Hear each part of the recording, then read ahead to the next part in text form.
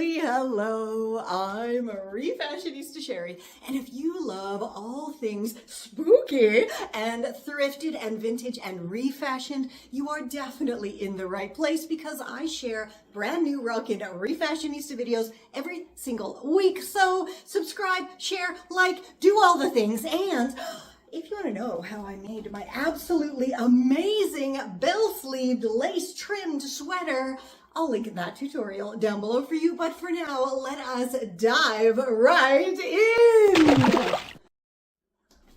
If you saw my Thrifting Halloween video, you will absolutely recognize this gorgeous but teeny tiny lace top, as well as this beautiful vintage round lace tablecloth that I scored.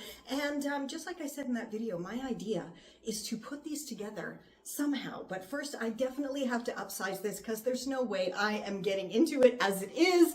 But you know what? Let's go to the studio and get making. For this hopefully quick and easy project, you'll need your lace top. Now, this is too small for me. I do recommend, though, using one that fits you because first I have to upsize this, which of course is going to be the first thing we do in this tutorial. But if you find one that fits you, so much better. Plus, you need your vintage lace round tablecloth. And as I said, this needs upsizing. So I happened to spot these rolls of lace at my local dollar store, and how cool is that? It is pretty much the identical color. So what an awesome score. And I'm going to be using this to upsize this. So let's get going. Alrighty, so I have my shirt inside out. And I noticed something that I think a lot of people who wear traditionally women's type of clothing are going to recognize here. This is a large. It is a large on the tag, but it fits like, you know, a triple extra small. So never feel bad about your size labels, please, because you know, since about the 1970s, vanity sizing truly is a thing. And I mean, I have stuff in my closet that was marked as double extra small all the way up to double extra large, and it all fits me. So never, ever let a size label make you feel bad. Just cut it out. That's what I do. Just snip it off. Or if it's something that you can actually refashion, like I'm doing with this, I'm making it bigger. If you need to make something smaller, just do it. But never let labels dictate what you can and cannot wear. So because this shirt has an annoying shirred waistband here, I am first going to chop that off. And it also has a lining. Now, I'm not sure if I'm going to keep the lining yet. We'll see after the next step. But next, I shall be chopping through the bottom all the way up the side seams and all the way through the seam on the sleeve through the end here. So the entire side is going to be open on both sides. So everything is now chopped off, and I was looking at this waistband, and when I flipped it over, figured this would be a very cool Victorian style collar, and I think that's what I'm going to use it for. Not on this, but watch out for that in a future video because that shall be coming up soon. I also chopped off, there was little elastics here, so I chopped those off, and of course I did also remove that lining. So now we can finally upsize this and then transform it into a dress.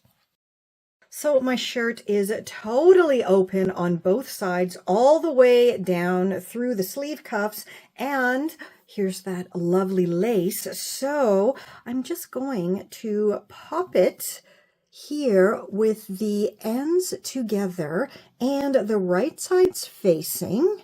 And then I'm just going to go ahead and stitch all of this together. And then, of course, stitch this side to the other side of the sleeve. And look at that. I'm going to have about 5 or 6 centimeters of extra space added on both sides. So definitely a very quick and easy upsize to simply add some side panels. So you can see here now the sides are all upsized with that lovely lace. And of course it is both sides. And let's see if I can make this visible for you here. So first I did a straight stitch all the way down, and then, as always, because I don't have a serger to properly finish off the seams, I did a tight wide zigzag because this is pretty delicate and I really want to avoid any pulling or fraying if I can. And that is where this zigzag stitch comes in for extra strength.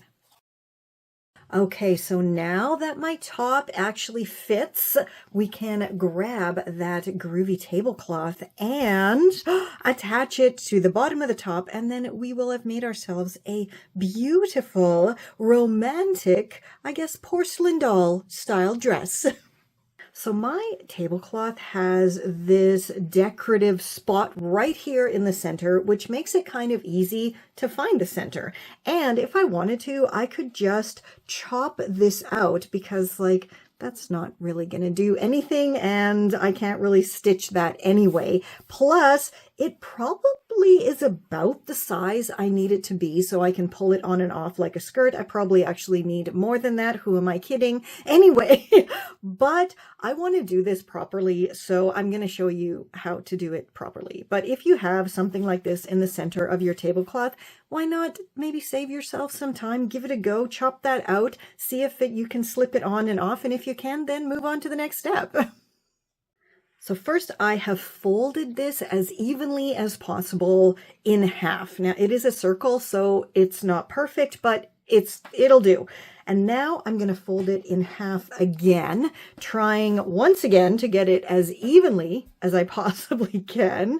And you see you have this lovely triangle point here. And now all we're going to do is chop that off. And everything I do, I just kind of eyeball and guesstimate it. And so I'm going to cut this, try it on, see if it's enough. And if it isn't, I'll just go chop more. Because as I always say, it's better to chop less than you need because it's very, very difficult to stitch stuff back on.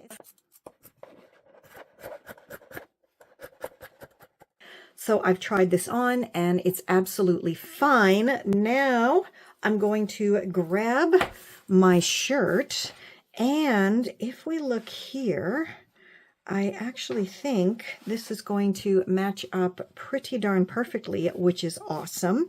So I have both of my pieces here right side out. Now I'm going to take the skirt part and flip it over top of the shirt, so then the right sides will be facing.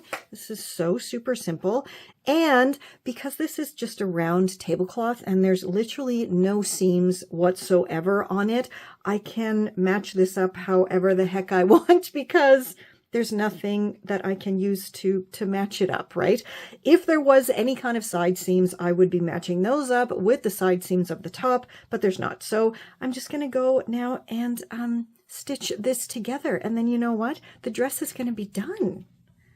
I had totally forgotten that I had chopped off the sleeve cuffs, so I grabbed my stash of lovely vintage lace, and of course I did a poll and decided to go with this gorgeous finishing lace here to complete my sleeve cuffs. And it's adorable. It's lovely. The dress is now totally finished, which I am shocked at how absolutely amazing it all came together. And now it is definitely time to try it on and style it up.